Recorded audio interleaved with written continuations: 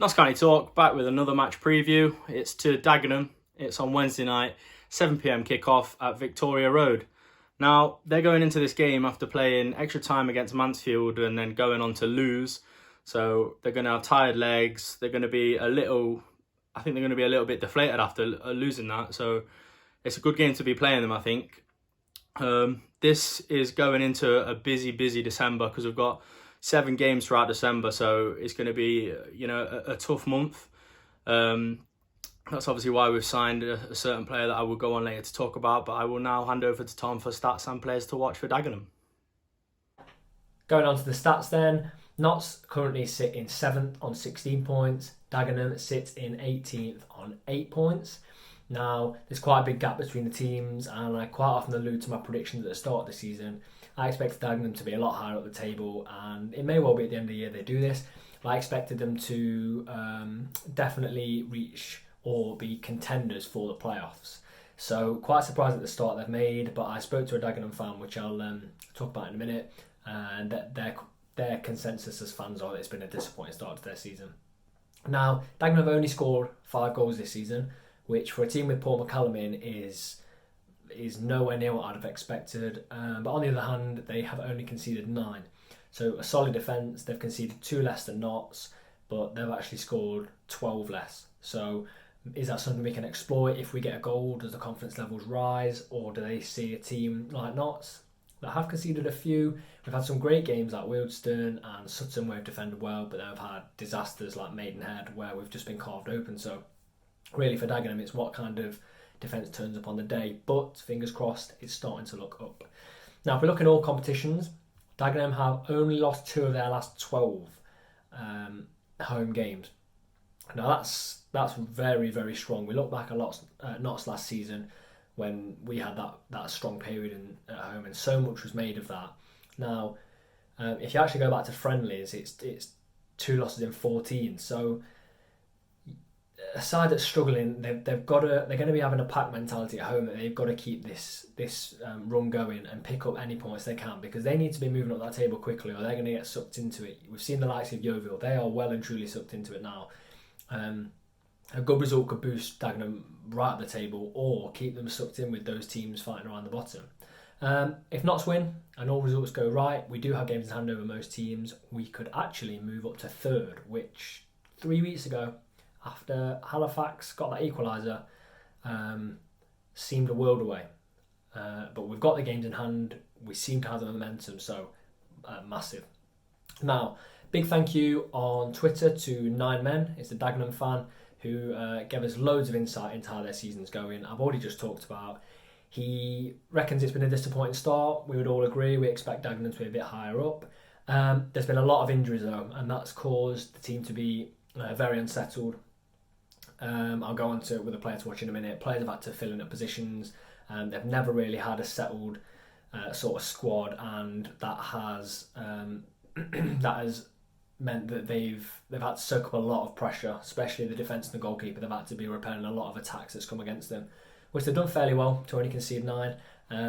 But they're just starting to pick up now, and they're just starting to click as the season's starting to get into its main area now. They're just starting to get there. So let's hope that Notts aren't the team it clicks against, because they played very well against Mansfield, but were taken obviously to extra time and eventually lost. So 9Men has given me 3 players to watch out for. The first obvious one is Paul McCallum. Now, he's a goal scorer at this level. He's an absolute force. He's a player that I would love Notts to have had, along with a few other strikers in the National League. But he's a really important player for them. If he gets firing, we're in trouble.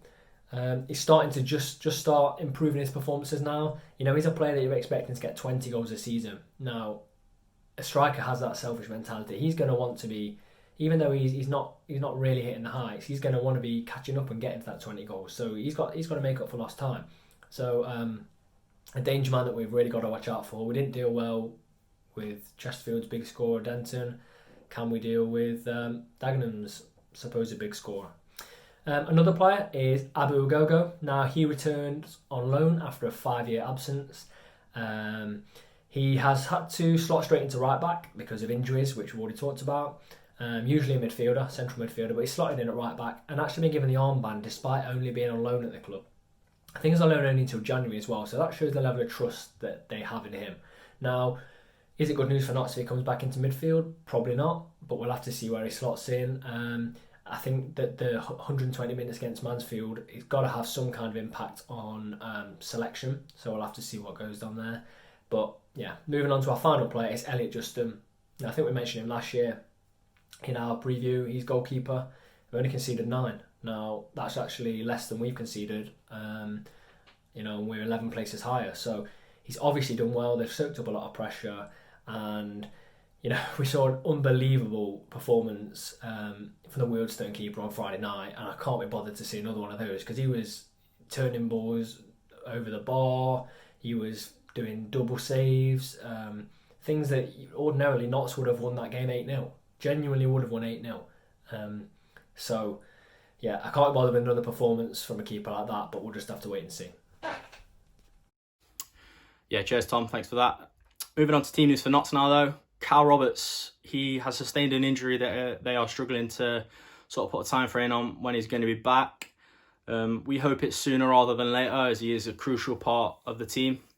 As we all know, he's probably one of the best players in the squad. But onto the bigger bit of news that came out of the club today. New signing Tom Walker. Now, he's on loan until the 3rd of January, so it's obviously a short-term loan. It's obviously cover for Cal Roberts, as oddly as said, as he's quick, he's a winger, he's good with his left, he's obviously a strong foot, and he's also good with his right, so we can cut in and go on either wing, So in terms of a replacement, it's good because he's had, I think it's 12 games for Harrogate this season. He's played 24 games last season, some of those being for Stockport and some of those being for Fylde. And he got a few goals as well. I think he got 9 goals last season, so it's good going. He's played for Salford as well, had 60 appearances for those, and he was well thought of at Salford. So in terms of a replacement at this time of the season, I don't think it really gets much better. But as we all want Cal Roberts to be back as soon as possible. In saying that, I'm going to go on to the team now. Briefly touching back over to Roberts, it was nice for us to see us actually thrash a team without Roberts in the squad, because I know there was a few murmurs of saying we can't win without Cal, and it was starting to feel that way without his creativity and obviously his goals, his assists. We were struggling in games, but we did well there on Friday, so hopefully we can build on that. So starting lineup, my preferred lineup. Slocum in goal, picks himself at this point. Brindley right back. I'd like to see him do a bit more going forward. I think defensively he's sound, but going forward, that final pass or that cross, it just needs to be that little bit better, and I think he'll be a fantastic player for Notts. Centre-back partnership, I've gone for Rawlinson and Graham. I'd just like to see Graham get a few games together, and obviously Rawlinson is solid. Obviously, we're a bit biased because we do sponsor Graham this season. And left back, Kelly Evans. He's just solid, isn't he? He gets stuck in. I think he's a yellow card in the last 2 games. He's done well, really, not to get sent off with his game. He's a very aggressive player who jumps into tackles. Now, obviously, as I go up the pitch, I'll talk about the shape. So I've gone for what it looked like we set up on Friday night, 4-2-3-1. So sitting in front of the defence, the 2. I've gone Reeves and Doyle. They're solid. They've pretty much played every game, haven't they? So I can't see hardly overlooking them. So sitting behind the striker, the 3. On the right, we've gone Enzio or Walker. I think Enzio was fantastic on Friday. Real good performance. Defensively, he was fantastic. He won the ball back in their half 2 or 3 times. I mean, that's great for an attacking player to be doing. And Walker did say he's been offered sort of a long run of games. He wants to play, he wants game time because he thrives in that environment. So I wouldn't be surprised to see him start, but I can't see him starting over Ruben Rodriguez, who is my other attacking midfielder behind the striker, and Eli Sam, because those 2 players, Ruben Rodriguez and Eli Sam, were fantastic on Friday. Whether it be they're a bit tired, but they have had an extra day to rest. I'm not too sure if they will be tired, but I hope they're not, because if they can get back onto the form that they're on Friday, they were fantastic. And striker, I think everyone knows who we're going to pick, Kyle Wharton. He got that assist on Friday. It was great, very selfless, really thinking of Jimmy Knowles. So yeah, credit to himself.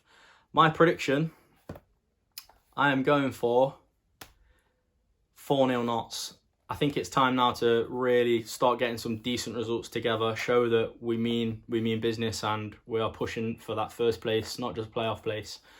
I'm going to get Wharton to get 2, Eli Sam to get 1, and Ruben Rodriguez. I'll hand you back over to Tom for his prediction.